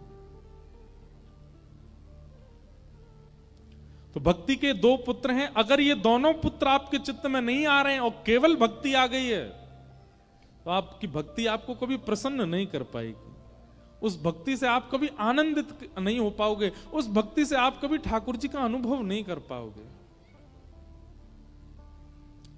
इसलिए भक्ति के साथ साथ अविश्वास खत्म होना चाहिए, तभी ज्ञान आएगा। और भक्ति के साथ साथ इच्छाओं की निवृत्ति होनी चाहिए, तभी वैराग्य आएगा। और जब तक ज्ञान वैराग्य नहीं आएंगे, आप अपनी भक्ति से प्रसन्न नहीं हो पाओगे। तो भक्ति के दो पुत्र हैं, ज्ञान और वैराग्य। दुनिया सब भक्ति करती है, ज्ञान और वैराग्य के लिए कोई नहीं, इसलिए दोनों वृद्ध हो गए। तब भक्ति महारानी ने नारद जी से कहा, मेरे पुत्रों को युवान करने का कोई साधन बताओ। ज्ञान और वैराग्य दोनों युवा कैसे होंगे? इसी खोज में नारद जी महाराज सब जगह ढूंढते ढूंढते बद्रीनाथ गए। तब बद्रीनाथ में भगवान के प्रथम अवतार सनक सनंदन सनातन सनत कुमारों से उन्होंने कहा कि महाराज, भक्ति के पुत्र ज्ञान वैराग्य कैसे युवा होंगे, बताइए। तब सनत कुमारों ने कहा, सत्कर्मसु चको नूनम ज्ञान यज्ञ स्मृतो बुधई श्रीमद् भागवतालाप सतु गीत सुकादि। एक ही उपाय है, क्या? सुखदेव जी के द्वारा सुनाई गई जो भागवत की कथा है, यदि भागवत की कथा तुम ज्ञान वैराग्य को सुना दोगे तो वे दोबारा युवा हो जाएंगे। एकमात्र भागवत जी में वो सामर्थ्य है कि वो ज्ञान वैराग्य को उत्थापित कर सकती हैं। बहुत ध्यान से सुनिएगा मेरी बात। आप कथा में क्यों आए हैं? क्योंकि भक्ति आपके चित्त में है। तो यहां आकर के प्राप्त क्या करना? आप ऑलरेडी भक्त बन गए हो, फिर यहां क्यों आए हो? आप भक्ति प्राप्त करने नहीं आए हो, ज्ञान और वैराग्य को उत्थापित करने आए हो। ज्ञान और वैराग्य हमारे चित्त में जो जीर्ण शीर्ण हो चुके हैं, उनको उत्थापित करने के लिए आप कथा में आए हैं। हमारे माइक कभी कभी ढीमे पड़ जाते हैं। बालकों की आवाज कितनी तेज होती है, कभी कभी हमें लगता है हम भी बालक होते हैं, ऐसे ही जोर जोर से कथा सुना रहे होते हैं। तो इनको बढ़िया बिस्किट खिला लाओ, बाहर ले जाके टॉफी दे देना। इधर देखो सब लोग, अरे मैया कैसो रो रो लाला। हमको इसलिए लग रहा है उसने वो मंकी कैप पहना ना, इतनी सर्दी तो है नहीं यहाँ पे, बेचारे का मुंह बंद हो गया है। ले उतर गया, लो शांत भी हो गया, और जोर से रो रहा है। सब लोग इधर देखो। जय हो झारखंड वासी। आप लोग सुनते तो बहुत ध्यान से, बस कभी कभी बीच में थोड़ी ऊधम हो जाते हैं। तो क्या बता रहा था मैं? ज्ञान और वैराग्य। 7 दिनों में आपका उद्देश्य क्या होना चाहिए? बहुत ध्यानपूर्वक इधर देखिए हमारी तरफ। आपका उद्देश्य, कई लोग कहते हैं भक्ति में आगे कैसे बढ़ें, भक्ति उत्थापित कैसे हो, हमारी भक्ति सजग कैसे हो, हम भक्ति में ठाकुर जी का दर्शन कैसे करें। आपके अंदर भक्ति है, पर वो भक्ति प्रसन्न कब होगी? जब उसके बालक चित्त में आएंगे, उसके बालक ज्ञान और वैराग्य। आपने किसी मां को अच्छे आसन पर बैठा दिया, मां की सारी व्यवस्थाएं अच्छी कर दी, पर बालकों को दुखी कर दिया। जिसके बालक दुखी हों वो मां कैसे प्रसन्न रह सकती है? भक्ति को आपने हृदय आसन पर बैठा रखा है। अब आगामी 7 दिन तक आपका उद्देश्य क्या होना चाहिए? कि ज्ञान और वैराग्य भी आए चित्त में। ज्ञान का मतलब क्या है? भक्ति में ठाकुर जी के प्रति कभी भी अविश्वास ना हो तो समझ जाना ज्ञान आ गया आपके चित्त में। और वैराग्य क्या है? अपनी इच्छाओं की कटौती करना, अपनी इच्छाओं से निवृत्त होना। ये एक प्रकार का वैराग्य। ये 2 चीजें कथा से आपको सीखनी है। वृंदावन जाने के बाद वृंदावन का रस जिस पर चढ़ जाता है, वो व्यक्ति जोगी जैसा क्यों हो जाता है? वो तिलक लगाए घूम रहा है, जटाएं बना लेता है सामान्य से। अभी कुंभ में ऐसा हुआ, ट्रेंड बन गया। अब बाहर के लोग नहाने आते हैं तो जबरदस्ती की जटाएं लगा करके और संतों की तरह रुद्राक्ष पहन करके, त्रिपुंड लगा करके, ये कोई बाह्य आवरण, कोई आडंबर नहीं है। त्रिपुंड लगा लिया, रुद्राक्ष माला धारण कर ली और फिर उसके बाद गंगा स्नान कर रहे हैं और फिर फोटो वोटो खिंचा के बस डाल दो, फिर जाके अपना वही जीन्स टी शर्ट पैंट में डोल रहे हैं, फटे हुए कपड़े पहन के घूम रहे हैं। केवल कुंभ में आए इसलिए संत जैसा भेष बना लेते हैं। नहीं, जब भक्ति में वैराग्य आता है तब वह भेष अपने आप प्रकट होता है, बनाना नहीं पड़ता।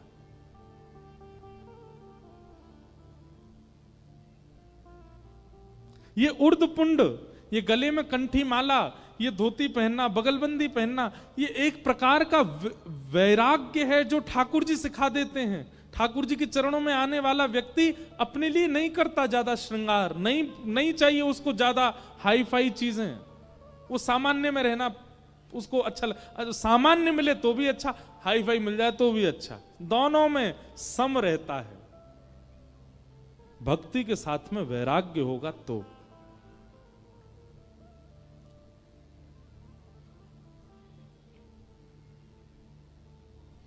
सुख में फूलो मती, दुख में भूलो मती, प्राण जाए मगर नाम भूलो मती, मुरली वाले को मन से रिझाते चलो, कृष्ण गोविंद गोपाल गाते चलो, कृष्ण गोविंद गोपाल गाते।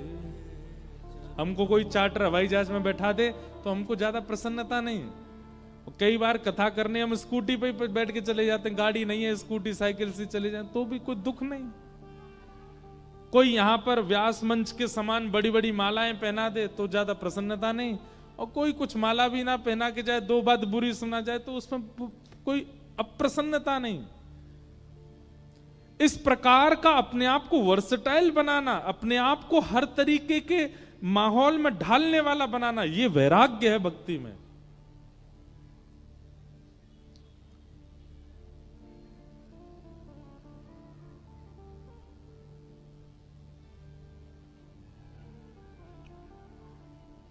भक्ति के दो पुत्र, ज्ञान और वैराग्य, इन दोनों के उत्थापन के लिए भागवत की कथा कराओ। और भागवत का नाम सुनते ही नारद जी बोले, महाराज कहां होगी, कैसे होगी, इसके नियम क्या हैं? तब सनत कुमारों ने बताया, बोले गंगा के तट पर आनंद नाम का वन है, वहां कथा कराओ। जितने श्रोता आएंगे सबके खान पान प्रसाद की व्यवस्था रखो। एक बढ़िया सुंदर वृक्ष बड़ा सा ढूंढो जिसकी छांव में सब बैठ सकें। ऊंचा एक व्यास मंच बनाओ, व्यास मंच पर व्यास जी के बैठने की व्यवस्था करो। आदि आदि कथा की सारी व्यवस्थाएं बताई गई। नारद जी महाराज ने सब व्यवस्था की, और व्यवस्था में कथा जैसे प्रारंभ हुई, भक्ति ज्ञान वैराग्य तीनों आए। भक्ति महारानी तो युवा थी, पर ज्ञान वैराग्य ने जैसे ही कथा माहौल में प्रवेश किया कि भक्ति सुतौ तौ तरणौ गृहीत्वा प्रेमैकरूपा सहसा विरासीत्, श्री कृष्ण गोविंद हरे मुरारे, नाथेति नामानि मुहुर्वदन्ति। उस कथा के परिसर में जैसे ही ज्ञान वैराग्य ने प्रवेश किया, प्रवेश करते ही दोनों युवा हो गए। ज्ञान भी युवा हो गया, वैराग्य भी युवा हो गया। भक्ति महारानी अत्यंत प्रसन्न हो गई, उनके दोनों पुत्र युवा हो गए। यही होना चाहिए यहां भी।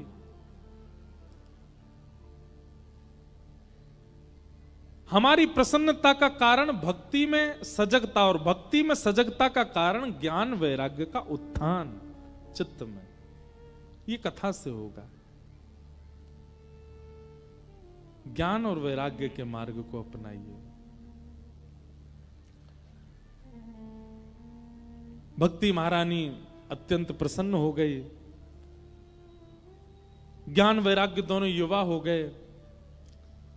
नारद जी महाराज ने प्रश्न किया और सनत कुमारों से पूछने लगे, महाराज कृपा करके मुझे यह बताइए, कथा सुनने से कौन कौन से पापी अपने पापों से मुक्त हो जाते हैं? कितने प्रकार के पाप कथा सुनने से मुक्त होते हैं?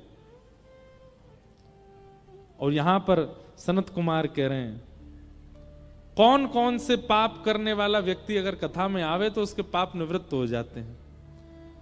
ये मानवा पाप कृतस्तु सर्वदा सदा दुराचार रता विमार्गगा क्रोधाग्नि दग्धा कुटिलश्च कामिनः सप्ताह यज्ञेन कलौ पुनन्ति ते। बहुत सावधानी से सुनो। जितने भी पाप हैं, पहली बात तो पाप कहते किसको हैं? शास्त्र जिनकी आज्ञा नहीं देते, गुरुजन जिनकी आज्ञा नहीं देते और माता पिता जिसकी आज्ञा नहीं देते, वो सब पाप है, सब पाप है। अगर ये सारे नियमों के विपरीत हमने कोई काम किया है तो वो पाप है। हमसे जो भी पाप हुआ है, और यहां पापों के कुछ नाम बताए गए हैं, जैसे कौन कौन से? सबसे पहला पाप दुराचरण। ध्यान पूर्वक सुनिएगा। किसी को माला जपते हुए देख आपके मन में यह भावना तो उत्पन्न नहीं हुई कि मैं भी माला जपूं, पर किसी को धुआं उड़ाते देख आपके मन में आया, ओए कितना बढ़िया लग रहा है, क्या देखो मुंह से धुआं निकल रहा, मैं भी निकाल के देखूं। किसी को चंदन तिलक लगा करके आपके मन में भावना नहीं आई कि मैं भी लगाऊं, पर किसी की फटी जींस देख करके, किसी के ऊट पटांग वस्त्र देख के आपके मन में आया, मैं भी खरीदूं, मैं भी पहनूं, कितना बढ़िया लगूंगा, कूल लगूंगा मैं भी। ये दुराचरण है। मतलब किसी के आचरण को देख करके, किसी के व्यवहार को देख करके आप वह आचरण करने लग जाओ, इसको कहते हैं दुराचरण, और ये पाप है। आप अपनी पत्नी से प्रेम से ही रहते थे, आप अपनी पत्नी से प्रेम भाव ही रखते थे, लेकिन आपने अपने मित्र को देखा वो तेज आवाज में बात कर रहा था, उसकी पत्नी सामने, अब आप भी वही करने लगे, ये दुराचरण है, पाप है। आप किसी अन्य के दुराचरण भाव को देख करके उससे सीख लेते हैं और फिर स्वयं करने लग जाते हैं, ये दुराचरण, और ये पाप है। संसार में कोई भी व्यक्ति जन्म से दुराचरण नहीं करता, कोई गलत काम नहीं करता, वो देख के ही सीखता है व्यक्ति। किसी को पीने की लत लगी तो उसने किसी को पीते हुए देखा था, इसीलिए लगी है। किसी को खाने की लत लगी, क्रोध की लत लगी, लेकिन आपने कभी विचार किया मानव को लत केवल बुरी चीजों की लगती है, भक्ति की नहीं लगती, गिने चुने लोगों को लगती है।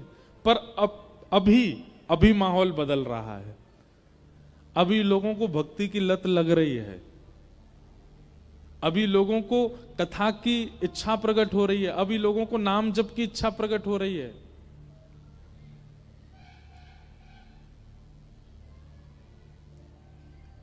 दुराचरण, किसी के दूषित व्यवहार को देख करके आप भी वह करने लग जाओ, यह पाप है।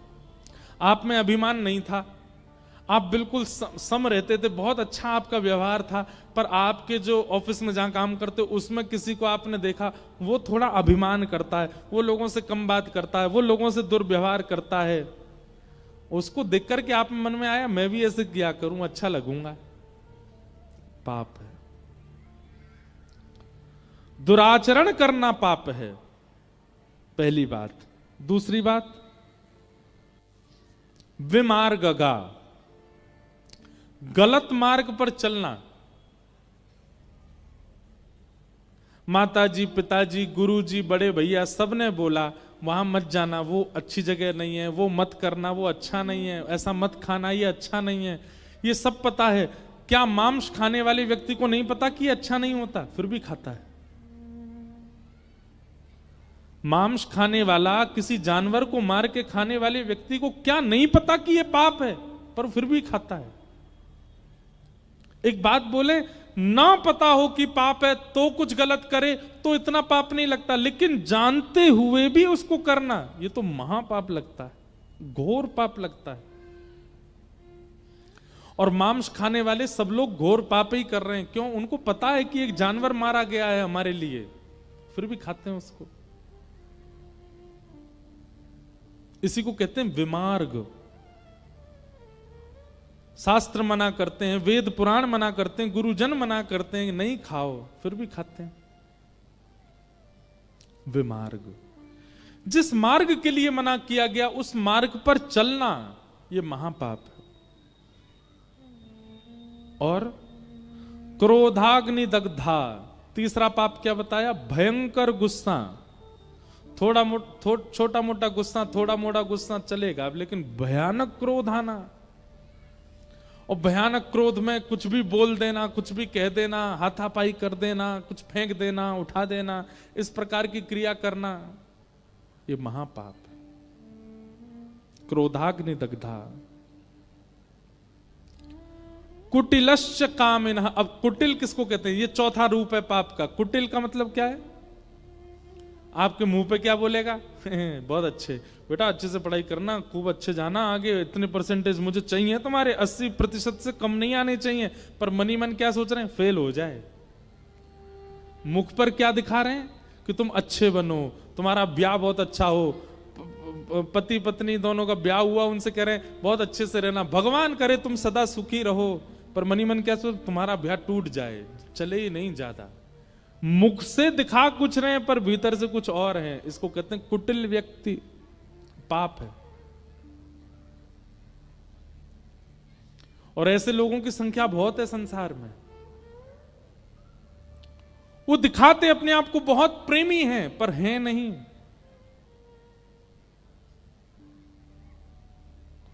कामिनः, काम भावना चित्त में, जिसको देख लें, जिसके स्वरूप का दर्शन कर लें, जिस स्थान पर चले जाएं, उनके चित्त में केवल काम ही आता और कोई बात ही नहीं आती।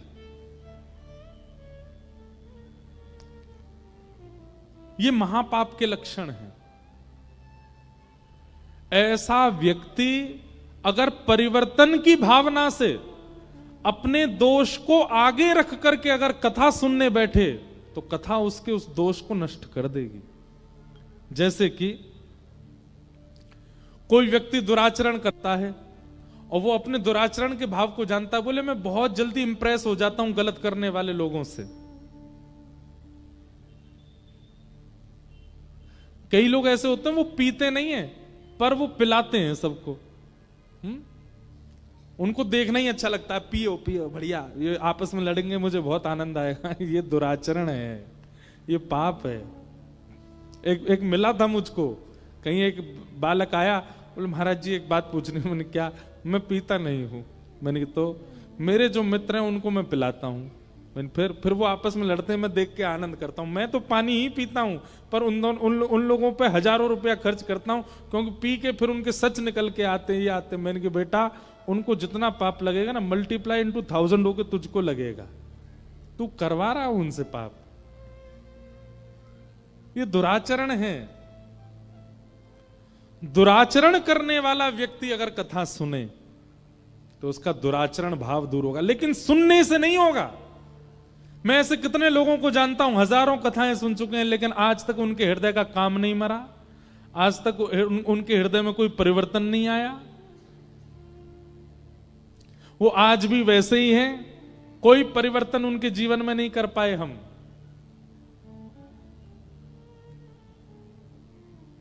क्यों? क्योंकि कथा को उन्होंने श्री कृष्ण रूप मान करके सुना ही नहीं, इसलिए कोई परिवर्तन नहीं हो पाया। परिवर्तन होगा, सबसे पहले तो आप वक्ता की वाणी के प्रति पूर्ण विश्वास रखो, भरोसा रखो। दूसरी बात, कथा को केवल शब्द ना मान करके साक्षात ठाकुर जी का रूप मानो। और तीसरी बात, अपने दुर्व्यवहार को, अपने दूषित क्रियाओं को आगे रखो। इनको मुझे सुधारना है, इसके लिए मैं कथा सुन रहा हूं। कथा आपको बदल देगी, परिवर्तित कर देगी। जब तक आप अपने दोषों को आगे नहीं रखोगे, जब तक अपनी बीमारी को आगे नहीं रखोगे, डॉक्टर दवाई कैसे लगाएगा? डॉक्टर दवाई कैसे बताएगा? इसलिए कथा में जब आप बैठते हैं ना, तो अपने दूषित विचार जो आपके अंदर कमियां हैं उनको पहले विचार कर लिया कीजिए। हे भागवत जी, मेरे अंदर क्रोध बहुत है, मेरे अंदर काम है, मेरे अंदर लोभ है, ईर्ष्या है, द्वेष है, कृपा करके आप परिवर्तन कीजिए। 7 दिन में आप अपने आप को देख लीजिएगा, आपके यहां का क्रोध कहां चला गया, आपका लोभ कहां चला गया, सब परिवर्तित हो जाएगा। एक सुंदर रूप धारण कर लोगे आप। तो कथा इन सबको परिवर्तित करती है। तभी नारद जी ने पूछा, अगर कोई माता पिता का द्रोही बालक हो, महापापी, वो क्या कथा उसको भी पवित्र कर देती है? तब सूत जी महाराज कहते हैं, हां। सनत कुमार कहते हैं, बोले एक धुंधुकारी नाम का बालक था जो माता पिता से विद्वेष करने के बाद भी भागवत की कथा से पवित्र होकर के भगवत धाम चला गया। नारद जी बोले, कृपा कर मुझे बताइए कैसे। तब यहां धुंधुकारी का प्रसंग सुनाया गया। एक आत्मदेव नाम के ब्राह्मण थे, उनके कोई संतान नहीं थी। संसार में बंधुओं, व्यक्ति एक जगह पाप और करने लगता है, उसके पास जो वस्तु नहीं है उस वस्तु की प्राप्ति के लिए फिर वो कुछ भी करने लग जाता है। उसको कोई कह दे वहां जाकर के नारियल बांध आओ, वहां जाकर के दिया जलाया आओ, वहां जाकर के चद्दर पहनाया आओ, वहां पे ये कर आओ, वहां पे तुम्हारे काम बन जाएंगे। वो इतनी जगह भागे आता है, महाराज कैसे भी करके मेरा काम बने। हमारी एक बात ध्यान रखिएगा, संसार का एक स्वभाव है अपूर्णता। क्या है? जोर से बोलो। अपूर्णता। अपूर्णता का मतलब जानते हैं? न पूर्ण इति अपूर्ण। संसार में कभी पूर्णता किसी को नहीं मिल सकती। चाहे आप प्रधानमंत्री बन जाइएगा, चाहे आप राष्ट्रपति बन जाइएगा, चाहे आप भागवत वक्ता बन जाइएगा, चाहे आप कोई नेता बन जाइएगा, आप कभी भी पूर्ण नहीं रहोगे। संसार में अपूर्ण आओगे और जाओगे भी अपूर्ण। कभी पूर्णता का अनुभव नहीं हो सकता आपको। इसलिए आप किसी ना किसी चीज से अपूर्ण रहोगे। या तो आपको पुत्र हो गए तो पुत्री नहीं है, पुत्री हो गई तो पुत्र नहीं है, धन मिल गया तो विवाह नहीं हुआ, विवाह हो गया बच्चे भी हैं पर घर नहीं है, घर भी है बच्चे भी हैं पत्नी भी है, लेकिन कोई मानता नहीं है, सुनता नहीं है, सब अपने मन की करते हैं। आप कहीं ना कहीं तो अपूर्ण रहोगे और उस अपूर्णता में ही आपको रहना चाहिए। और एक बात और बताएं, आप जैसे ही एक चीज को पूर्ण करने का प्रयास करोगे, दूसरी जगह से आप अपूर्ण ही हो रहे होगे। जैसे कई लोगों को संतान नहीं है, तो संतान ना होने की वजह से अब वो प्रयास करते हैं कि हमको संतान प्राप्त हो, और खूब खूब महाराज सिर हाथ पैर फेंक करके उनको संतान मिल जाती है। लेकिन जैसे ही संतान मिलती है वो किसी अन्य चीज से अपूर्ण हो चुके होते हैं तब तक। आप कहेंगे तो महाराज जी क्या करें? ठाकुर जी ने, प्रकृति ने आपको जो नहीं दिया उसको स्वीकार कर लीजिए। अगर संतान नहीं है तो स्वीकार कीजिए, प्रकृति से छीनिए मत उसको। क्योंकि आप जैसे ही प्रकृति से छीनने का प्रयास करते हैं तो प्रकृति जब आपके लिए कुछ था ही नहीं, जब आपको देती है तो वही वस्तु आपको कष्ट देने लग जाएगी। फिर संतोष जीवन में लाना पड़ेगा।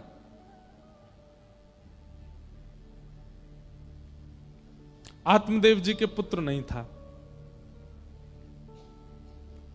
लेकिन श्री आत्मदेव जी बड़े अप्रसन्न रहते थे। पुत्र कैसे मिले कैसे मिले, तो कभी ब्राह्मणों के पास, संतों के पास, सबके पास जाते, लेकिन कोई भी कोई उपाय नहीं बता पाया। तो आत्मदेव जी आत्महत्या करने चले गए एक दिन। बोले बिना संतान के क्यों रहूं, आत्महत्या करने के लिए गए। तभी एक महात्मा ने उनको रोका। बोले तुम आत्महत्या क्यों कर रहे हो? बोले मेरे संतान नहीं है। बोले अरे तो इतनी छोटी सी बात पे आत्महत्या करोगे?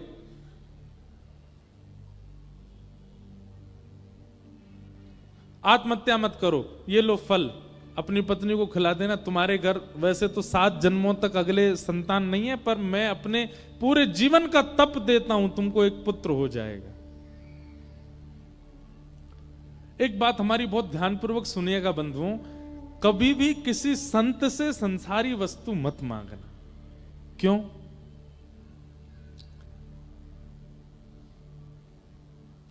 क्योंकि संतों के पास देने के लिए केवल भजन है, और जब आप उनके सामने संसार मांगोगे तो वो मना नहीं करेंगे, भजन के बदले संसार देंगे। और क्षमा कीजिएगा, भजन के बदले अगर संसार मिला तो उस संसार से आप कभी प्रसन्न नहीं रह पाओगे। इसलिए हमारी प्रार्थना है, महापुरुषों से, महत्पुरुषों से संसार कभी मत मांगना। भाई, धनवान व्यक्ति धन ही दे सकता है, गुणवान व्यक्ति गुण ही दे सकता है, भजनवान व्यक्ति संसार कैसे दे देगा? भजन ही तो देगा आपको। लेकिन हम लोग क्या करते हैं, कई लोग हमारे पास भी, हम तो जबकि संत भी नहीं है, हम तो केवल कथा वक्ता हैं, हम कहीं जाते आते हैं, महाराज जी हम पे थोड़ी कृपा कर दो, हम बड़े दुखी डोल रहे हैं आजकल, हमारे काम धंधे नहीं चल रहे, कुछ करो तो। अरे भाई, मैं क्यों कथा करता, मैं भी कोई फैक्ट्री खोल लेता, अपने सिर पे हाथ दिल लेता, चल भैया तेरी फैक्ट्री खुल जाए। कई माताएं, कई भाई लोग आते हैं, माताएं आती हैं, हमारी बहू को आशीर्वाद दे दो महाराज जी। क्या दे दें आशीर्वाद, इतने साल हो गए इनको, अब आप कथा का एक फल ऐसा इनको प्रदान कर दें, संतान हो जाए। अरे आप संसार क्यों मांग रहे हैं? नहीं मांगना है। और हम मंच से कह रहे हैं, नीचे आके तो नहीं कह पाएंगे, कभी आपसे सामने बैठ के तो नहीं बोलेंगे, पर मंच से कह रहे हैं। जब आप किसी भक्त से, वैष्णव से, भजनानंदी से संसार की कामना करते हैं तो उससे मिलेगा, 100% मिल जाएगा जो मांगोगे, पर वो वस्तु फिर आपको वही वस्तु अप्रसन्न रखेगी, प्रसन्न नहीं हो पाओगे। एक बार एक हमारे जानकार हैं, उनका बेटा, उसने प्रेम विवाह की इच्छा प्रकट की। प्रेम विवाह करने के हम कोई विपक्षी नहीं है, पर प्रेम विवाह माता पिता और परिवार की रजामंदी से ही होना चाहिए, उनकी प्रसन्नता से होना चाहिए। माता पिता अप्रसन्न है तो महाराज हमें क्या फर्क पड़ता, पड़े रहो, कहीं हम कर लेंगे कहीं जाके, ऐसा नहीं होना चाहिए। उनको रिझाइए, मनाइए, करिए, पर उनकी प्रसन्नता से। अगर वे अप्रसन्न हैं तो हाथ जोड़िए। तो एक हमारे संपर्क में थे, उनके पुत्र ने किसी से विवाह की इच्छा प्रकट की। अब सब लोगों ने, ज्योतिषियों ने, कई संतों ने, सबने कहा कि भाई इनका विवाह उचित है नहीं। माता पिता भी थोड़े से अप्रसन्न हो गए। देखिए, या तो दिखवाइएगा नहीं, और दिखवाने पर अगर थोड़ी चूक पता चल रही है तो फिर उस चूक का निवारण कीजिएगा।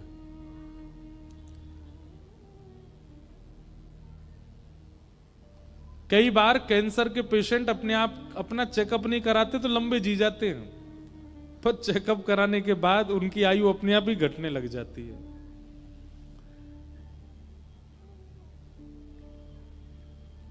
तो उन्होंने इच्छा प्रकट की कि मुझे उससे ब्याह करना है।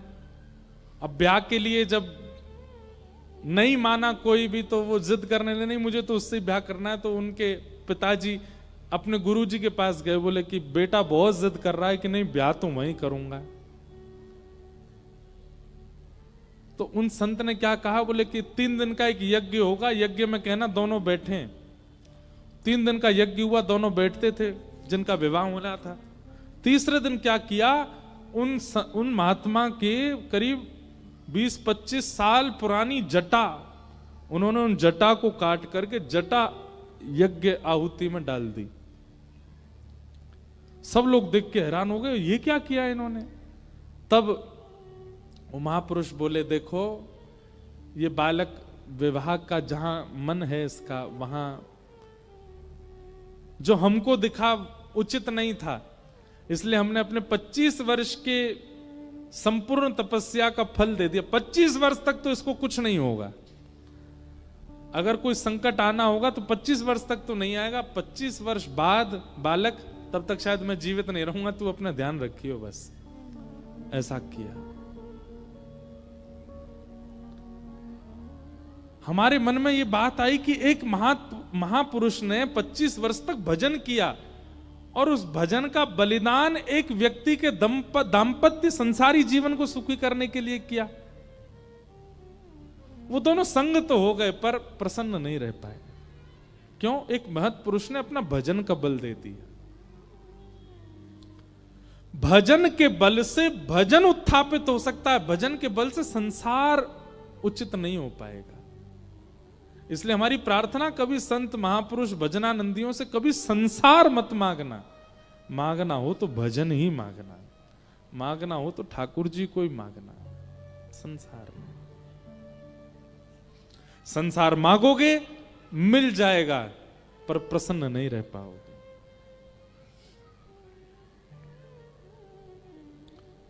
मांगा है मैंने श्याम से वरदान एक ही, तेरी कृपा बनी रहे जब तक है जिंदगी। मांगा है मैंने श्याम से वरदान एक ही वरदान मांगो, आप कृपा बनाए रखना बस। धुंधुकारी गोकर्ण जी महाराज को, आत्मदेव जी को फल दे दिया संत ने। आत्मदेव जी ने जाकर के वो फल अपनी पत्नी को खिला दिया, लेकिन पत्नी ने फल खाया नहीं, गैया को खिला दिया। तो गैया के गर्भ से एक बालक ने जन्म लिया जिसका नाम हुआ गोकर्ण। और धुंधुकारी ने अपने सहेली के बालक को ही अपना बता दिया, उसका नाम रखा गया धुंधुकारी। धीरे धीरे दोनों बालक बड़े हुए। गोकर्ण पंडित ज्ञानी बना, धुंधुकारी महान दुष्ट हुआ, अपने माता पिता को ही मारने लगा। ऐसा व्यवहार माता पिता के प्रति करने लगा। माता पिता दुखी हो गए। मां ने तो अपने प्राण त्याग दिए कुआं में कूद करके, और पिताजी घर छोड़ के चले गए। जीवन में एक बात याद रखिएगा, माता पिता कभी अप्रसन्न ना हो आपकी किसी क्रिया से, चाहे जैसा जीवन आपने देखा हो।